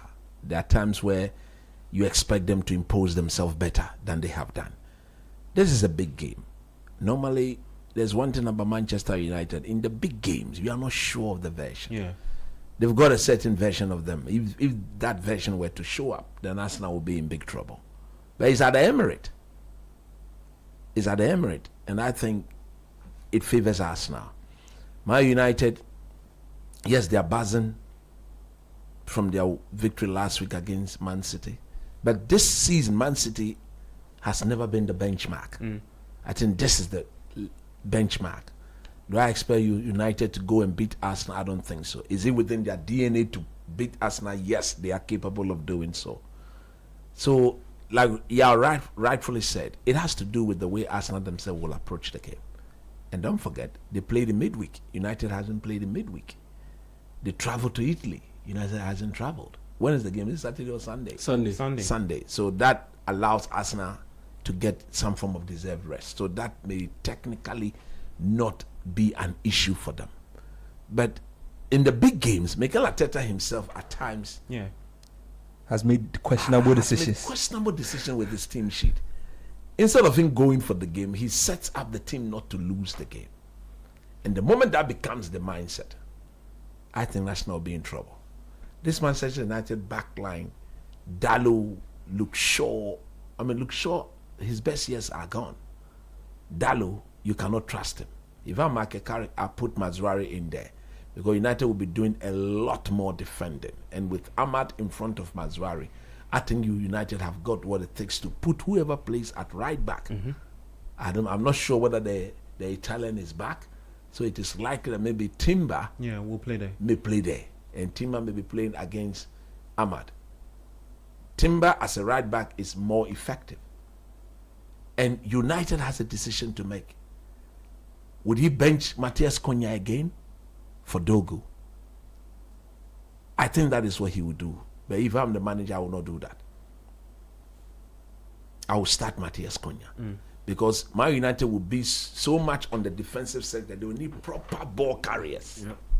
And that is what Matthias Cunha and Ahmad, only these two, can provide. So if you've got Cunha, let him play. So that when Man United picks up the ball in those deep positions onto Casemiro, Bruno, then there are times where if United decide to pass the ball once on the transition, Arsenal, they will just step in. The Saliba, the Gabriel will step in and then they will deal with the situation. So Man United need proper ball carriers. And that is what Matthias Cunha in particular will give. We saw it against Liverpool in Anfield, where United played deep and he was the only ball carrier together with Ahmad. So it's going to be a very tactical battle. But if you are an Arsenal, this is the time you want to be playing Manchester United, when their form is not certain and is very undulating, and you can go and test them from the very beginning. I think for United to win the game, they don't need to concede within the first 20 minutes. Okay. If it stayed 0-0 after 20 minutes, what is going to be even more confident for United is when the game ends 0-0 after first half. By the time they go into the game, both Arsenal and Arsenal would have known the result of the Man City game and that of the Villa game. So more charged up. That will inform how he will approach the game. So if it is a game that they have to come out and win at all costs, the longer it stays at 0-0, I want to see how Mikel Arteta will manage that. Would he say it is better to get a point or it is 3 points and nothing else. That is the way the chemistry will pop up. So look, it's going to be, but on the face of it, I think it's at the Emirates, and Arsenal starts as favorite. Okay. Let me just run you through the fixtures coming up this weekend. There'll be more football talk later tomorrow on the Republic of Football. I nearly said sports Panorama tomorrow. West Ham United taking on Sunderland. Adam, quick predictions for that game. Where's Stadium of Light? No, London Stadium. Who is winning that game? Sunderland.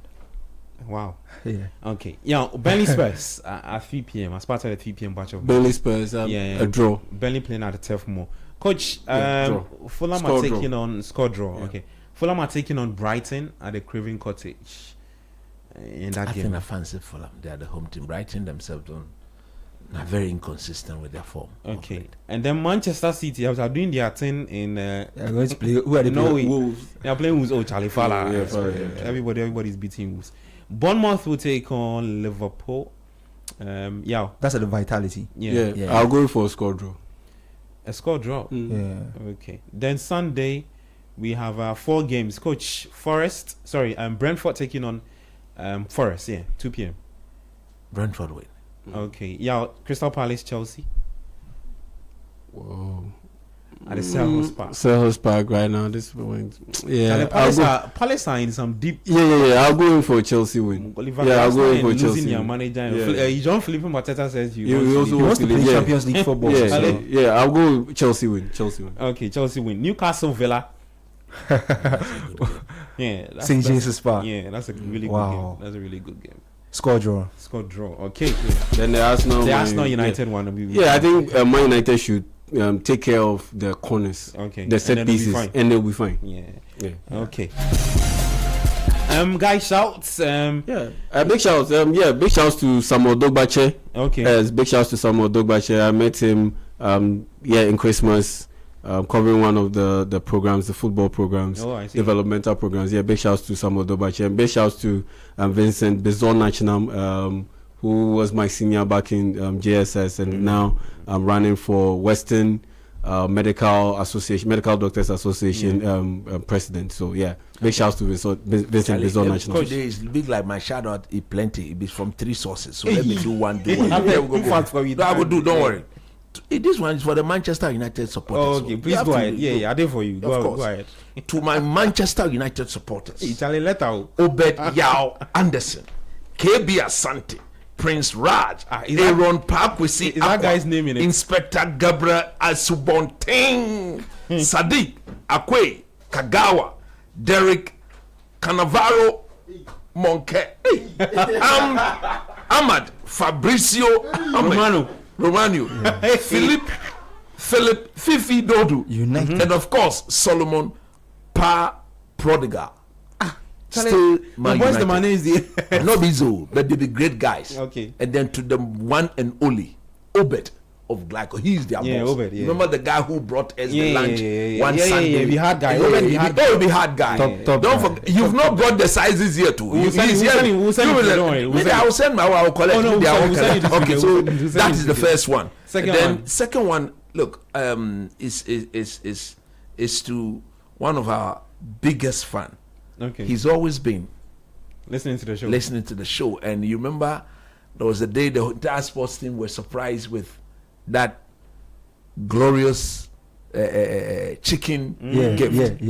And during the Christmas holidays too, he made sure that at least Sports Panorama will be appreciated. And like he rightly said, there's this choir that he's part of, and the guys are always in love with the program. I see. So he himself is Henry Rickinson. And he say big shout out to Fifi, Pizarro, Nana Ofori, Isabella, and yours truly, Henry Wickets, which is that's himself. Okay. Look, he's a good guy. Henry, from our head of sports, Benjamin Ketia, through to Gabi, myself, said them, all the guys. Hard guy. We are so grateful and we appreciated everything that you did. Top God bless you, and we are happy you are part of the team. Okay. God bless you. I just have one shout quickly. to my really, really good friend from Infantspim, Kofi Amenyo. Today is his birthday. Oh, happy birthday to you, Kofi. Solid guy, The really, Friday really solid beyond. guy. Yeah. So Charlie, enjoy. Coach, Charlie, last one. If I don't do this, I die. Okay. To my former colleague. He was my colleague at the Ghana Christian International School. He's no longer there. I'm also not there again. He's Mr. Kwashi. Currently, he's at the Canary Wharf College in the UK. Canary Wharf College in the UK. And he sent me a message that says that he's watching the show on YouTube together with his guys. If I don't do this, I'm dead. So, Kwashi, Charlie, you might job on. If you know you also have a big fan.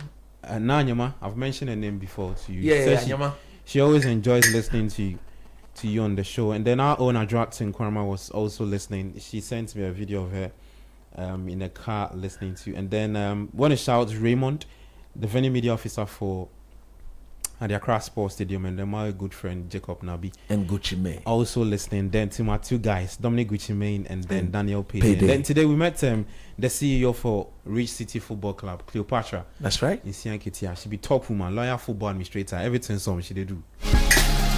Thank you so much for listening to us. We're back later tomorrow at 2 p.m. to 5 p.m. for the Republic of Football 97.3. Same on Channel 1 TV, Saturday, Sunday. Do join us. And then Sports Panorama is back on air next week, Friday, same time. As always, we love and appreciate you, our YouTube guys, always making the show a hit. Charlie, today 1.4K live, like clean. It's there. Yeah, man. I'm Gabi Affair. You heard Coach Christopher Nimley, Yao Ejeminta, Bernard Abeku, and also Kelvin Edem Kai. Do enjoy the rest of your Friday night show. Have some good fun. Then we'll see you on Monday. Bye-bye.